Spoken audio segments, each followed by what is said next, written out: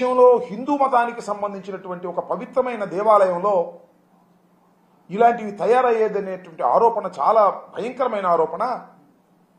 దీన్ని ఆ స్థాయిలో విచారణ జరిపి వాస్తవాలు నిగ్గు తేల్చి నిజమైతే ఆ దోషుల్ని శిక్షించాలి అనేటువంటి డిమాండ్ సర్వవ్యాపితంగా వినిపించింది.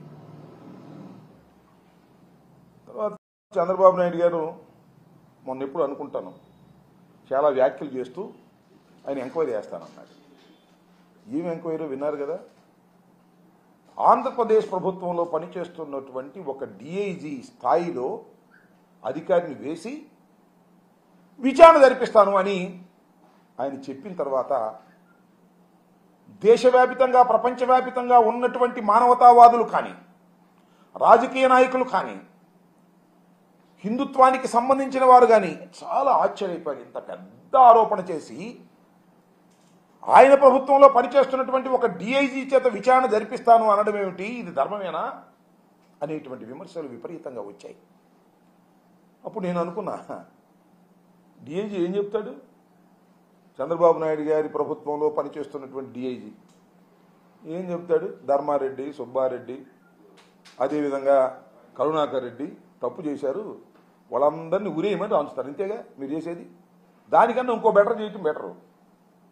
మీ అబ్బాయి ఉన్నాడు కదా లోకేష్, విద్యాశాఖ మంత్రి, ఆయన నాయకత్వంలో కమిటీ వేసి విచారణ జరిపించండి, ఈజీగా అయిపోతుంది.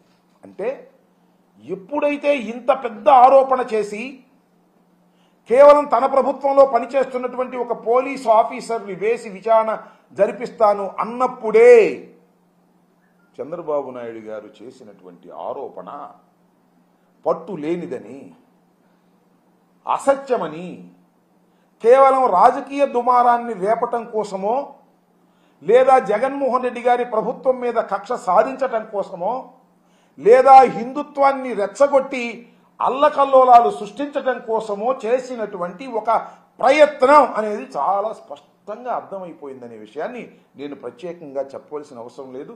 విఘ్నులైనటువంటి తెలుగు ప్రజలు, హిందుత్వవాదులు, మతాలు సామరస్యంగా ఉండాలని కోరుకునే, లౌకికతత్వం కావాలని కోరుకునే మేధావులు ఆలోచిస్తే వెంటనే అర్థమయ్యేటటువంటి అంశము అని మనవి చేస్తున్నాం.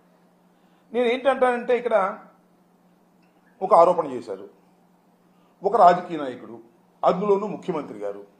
ఎవరి మీద ఆరోపణ చేశారు? గత ప్రభుత్వం మీద చేశారు. అంటే ఒకసారి ముఖ్యమంత్రిగా చేసినటువంటి జగన్మోహన్ రెడ్డి గారు ఆ ప్రభుత్వం దిగిపోయిన తర్వాత కొత్తగా వచ్చినటువంటి రాజకీయ ప్రభుత్వం చంద్రబాబు నాయుడు గారు ఆరోపణ చేశారు. ఇది రాజకీయ ఆరోపణగా మిగిలిపోకూడదనే ఉద్దేశంతోనే డిమాండ్ చేస్తే, చిత్రమైన విషయం ఏంటంటే లాజికల్గా ఏం అవ్వాలండు, విచారణ జరిపి దీనిలో వీళ్ళు తప్పులు చేశారు, వీళ్ళ మీద యాక్షన్ తీసుకోవాలని ఒక నిష్పక్షపాతమైన విచారణ జరపవలసినటువంటి అవసరం ఉన్నది. అలా కాకుండా తప్పు జరిగిపోయింది అంటున్నారు. ఈనాడు వాళ్ళు ఇన్వెస్టిగేషన్ చేసి పేపర్లో రాసేస్తున్నారు. మొట్టమొదటి రోజునేమో అనుమానం అన్నారు, రెండో రోజునేమో నిజం అన్నారు. ఆంధ్రజ్యోతి కూడా ఇన్వెస్టిగేషన్ చేసేసి రాసేస్తుంది, ఆయన టీవీలు కూడా ఇన్వెస్టిగేషన్ చేసి రాసేస్తున్నారు.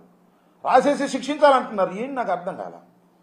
మీరు అలాంటప్పుడు డిఐజీ స్థాయిలో అధికారిని ఇంకా వేయాల్సిన అవసరం ఏముంది? ఈనాడు చెప్పినట్టు, ఆంధ్రజ్యోతి చెప్పినట్టో లేదా టీవీలు చెప్పినట్టు చేసేయండి. ఏమిటి దుర్మార్గం అంటున్నా. ఒక గుడ్డగాల్చి మొఖాన వేసిన తర్వాత మీరు దాన్ని మేము తుడుచుకునే కార్యక్రమం కాకుండా వాస్తవాలు చెప్పేటటువంటి పరిస్థితి ఉండాలి. ఎప్పుడైతే మీరు చేసిన ఆరోపణలో పసలేదో ఆర్భాటాలు ఎక్కువ చేస్తున్నారు. నేను చాలా విచిత్రమైన అంశం ఏంటంటే,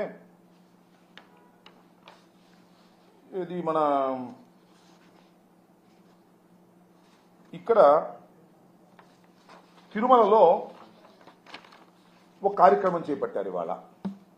ఇవాళ నిన్న శాంతి యాగం అంటే ప్రసాదం అపవిత్రం అయిపోయింది, ఆ అపవిత్రమైనటువంటి ప్రసాదానికి పవిత్రత చేకూర్చే విధంగా శాంతి హోమం చేశాము అన్నారు. ఎక్కడ అపవిత్రమైంది? లడ్డు ఏమైనా అపవిత్రమైందా? కల్తీనైతే ఎప్పుడైనా వాడారంటే దానికి సమాధానం లేదు. అపవిత్రమైంది, హోమం చేసేద్దాం, హిందుత్వాన్ని రెచ్చగొట్టేద్దాం. దీనికి తోడు మళ్ళా మన పవన్ కళ్యాణ్ గారు డిప్యూటీ సీఎం గారు ప్రాయచిత్త దీక్ష చేపట్టారు. ఆయన ప్రాయచిత్త దీక్ష మేము చేపడతాం, నిరూపించండి. ప్రాయచిత్తం అంటే ఏంటి? మేము తప్పు చేశాము, మమ్మల్ని క్షమించిన ఆయన అని కదా ప్రాయచిత్తం. ఒక మాటలో చెప్పాలంటే కరెక్ట్ ప్రాయచిత్తానికి చక్కని ఉదాహరణ మొన్న జరిగింది.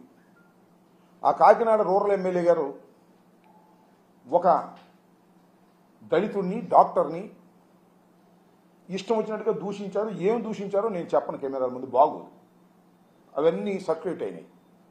ఆయన తప్పు అయిపోయిందండి, నేను ప్రాయచిత్త దీక్ష చేసుకుంటున్నానని చేశాడు. అది ప్రాయచిత్త దీక్ష అంటే. మేము కూడా చేస్తాం, నిరూపించండి అంటున్నా. నిజంగానే వైఎస్ఆర్ కాంగ్రెస్ ప్రభుత్వం అధికారంలో ఉన్నప్పుడు ధర్మారెడ్డి గారో, సుబ్బారెడ్డి గారో, లేదా కరుణాకర్ రెడ్డి గారి కాలంలో కల్తీ కలిసింది జంతు నూనె అని చెప్పండి, నిరూపించండి. నువ్వు చెప్తేనా?